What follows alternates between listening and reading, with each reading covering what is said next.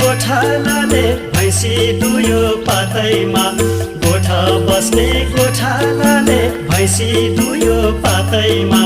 के को पिर मान्छौ बहिनी जाउले साथैमा हे औ है माया लौ है सुटुकै